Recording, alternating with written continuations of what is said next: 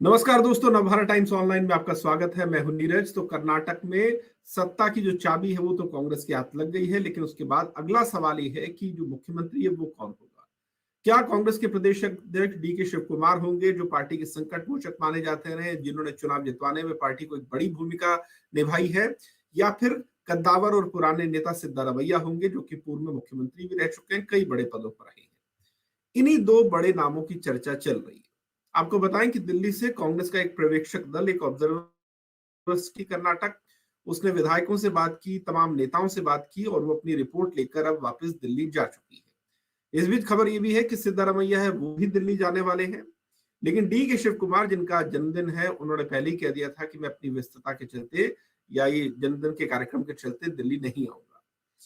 तो देखना भी ये होगा कि कांग्रेस आखिर इस चुनौती से कैसे निपटती है, और क्या ऐसा तो नहीं कि कर्नाटक में भी राजस्थान जैसे हालात पैदा हो जाए और अपने ही दो बड़े नेताओं के बीच में ऐसी अहम की लड़ाई शुरू हो कि कांग्रेस पार्टी बाद में 4-5 साल इसी लड़ाई को सुलझाने में उलझी रह जाए। तो इस बड़े सवाल पर बात करने के लिए हमारे साथ दो खास सहयोगी मौजूद हैं। सुधाकर सिंह मेरे सहयोगी लखनऊ से मौजूद हैं, और डॉक्टर आलोक पांडे, वरिष्ठ राजनीतिक विश्लेषक, हमारे साथ कानपुर से मौजूद है। आलोक जी, आपका स्वागत है। सुधाकर भाई, आपका भी स्वागत है। आलोक जी, पहला सवाल मेरा आपसे ही, डी के शिव कुमार या फिर सिद्धारमैया। एक तरफ ऐसा शख्स जिसने पार्टी को कई तरह की मुश्किलों से निकाला है, और एक तरफ ऐसा नेता जो संभवतः कर्नाटक में कांग्रेस का सबसे लोकप्रिय नेता है, सबसे कद्दावर नेता है। क्या लग रहा है कि किस पर सहमति बनेगी, और अभी तक की जो स्थिति है वो क्या कह रही है? डी के शिव कुमार नहीं, सिद्धारमैया। क्योंकि कांग्रेस परिवार का वरद हस्त जिसको प्राप्त होता है वही मुख्यमंत्री बनता है, इसमें कोई डाउट नहीं है। और जहां तक मेरी समझ और जानकारी है, इसमें डी के शिव कुमार को नहीं, सिद्धारमैया को ज्यादा सपोर्ट प्राप्त है।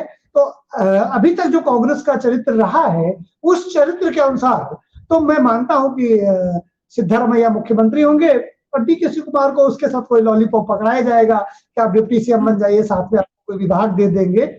अभी अगर कोई सरप्राइजिंग चीज आ जाए तो बड़ी बात नहीं, क्योंकि वो तो कांग्रेस बताएगी। मैं उसका ऑफिशियल स्पोक्स पर्सन नहीं हूं, लेकिन जितनी मेरी समझ है, जितना मां सरस्वती ने मुझे अनुभव दिया है, ज्ञान दिया है, उसके अनुसार सिद्धारमैया मुख्यमंत्री होंगे। और शायद वो डी के शिव कुमार की तरफ अगर थोड़ा बहुत पड़ना कुछ झुक रहा होगा, तो उन्होंने जैसा कि आपने बताया कि संकेत दे दिया कि वो दिल्ली नहीं आए, तो यहीं से शुरुआत हो गई है। दिल्ली में आने का मतलब है कि या तो ये कि ओवर कॉन्फिडेंस कि हम जाए या ना जाए, हमी को मुख्यमंत्री बनना है, या इसका अर्थ ये निकाला जाए कि वो नाराज होकर के संकेत दे रहे हैं कि अगर हमको मुख्यमंत्री नहीं बनाया तो फिर कर्नाटक दिल्ली से दूर हो जाएगा।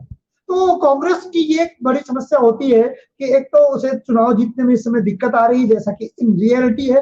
पिछले 10 सालों में मैंने इतनी बड़ी मैजिकल जीत नहीं देखी है। कांग्रेस चाहे इस मैजिकल जीत में बहुत बड़ी बिल्डिंग बना सकती है। 2024 के चुनाव में भारतीय जनता पार्टी को बड़ी चुनौती दे सकती है। कांग्रेस चाहे तो विपक्ष को एक कर सकती है, लेकिन ये सब करने के लिए कांग्रेस को पहले खुद एक होना पड़ेगा। कांग्रेस को खुद अहम की लड़ाई छोड़नी पड़ेगी। बिल्कुल उस मुद्दे पर भी आलोक जी आएंगे कि कांग्रेस के तो इस तरह से खड़गे के नजदीक है सिद्धारमैया।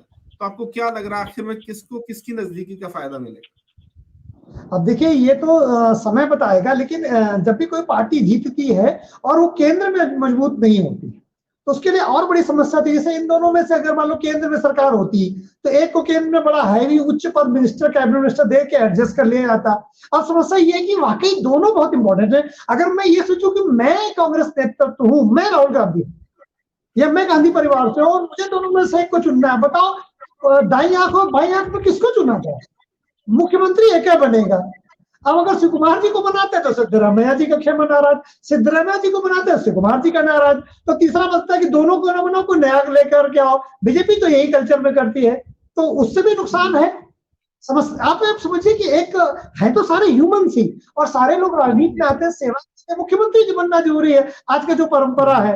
तो बड़ी स्थिति रहती है किसी पार्टी की जो केंद्र में सत्तारूढ़ ना हो और उसके साथ राज्य में उन दोनों नेताओं को एडजस्ट करना हो। तो एक नंबर 1 रहेगा, एक नंबर 2 रहेगा। बड़ी मुसीबत है कि नंबर 2 दोनों में से कोई नहीं रहना चाहेगा, एक को नंबर 2 रहना पड़ेगा, और यहां से खटपट की शुरुआत होती है।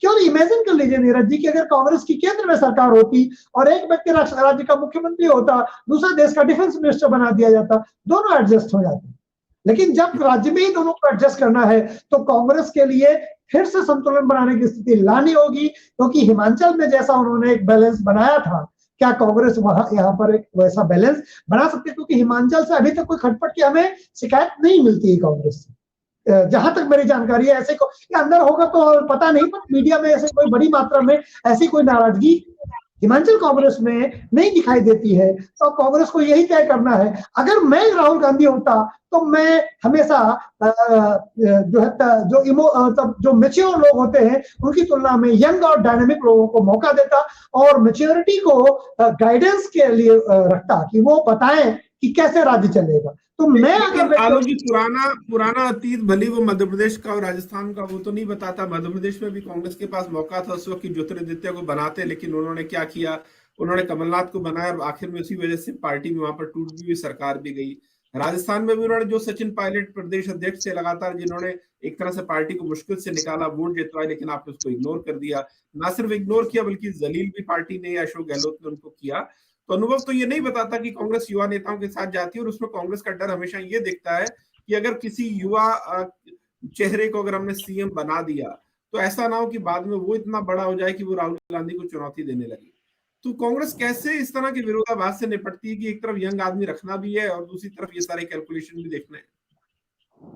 नीरज जी, कांग्रेस को अब ये तय करना है कि उसे भारत में एज ए पॉलिटिकल पार्टी अस्तित्व में रहना है या नहीं। जो उसने मध्य प्रदेश में किया, जो उसने राजस्थान में किया, उसका खामियाजा भुगत रही है।